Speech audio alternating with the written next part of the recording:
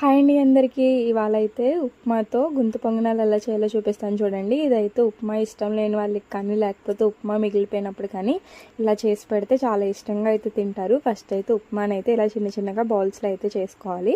ఇలా అన్నిటిని అయితే బాల్స్ చేసుకున్న తర్వాత మీ దగ్గర అయితే గుంత పొంగనాల ప్యాన్ ఉంటే అందులో వేసుకోవచ్చు. లేదు అంటే డీప్ ఫ్రైకి ఆయిల్ పెట్టుకొని ఆయిల్లో కూడా చేసుకోవచ్చు. డీప్ ఫ్రై ఆయిల్ పెట్టినప్పుడు అయితే ఇడ్లీ పిండిలో అయితే డిప్ చేసుకొని అయితే వేసుకోవాలి. ఇలా గుంత పొంగనాలు అయితే దోసపిండి అయినా పర్వాలేదు. ఇలా నేను చూపిస్తున్నట్టుగా అయితే ఉప్మా బాల్ని అయితే ఇలా దోసపిండిలో డిప్ చేసుకొని ఇలా ఒక్కొక్కటిగా అయితే వేసేసుకోవాలి. ఇలా పైనుండి ఒక్కొక్క స్పూన్ దోసపిండిని అయితే వేసుకుని తర్వాత ఆయిల్ అయితే వేసేసుకొని ఒక 5 మినిట్స్ అయితే మూత పెట్టుకొని బాగా ఫ్రై అవనివ్వాలి.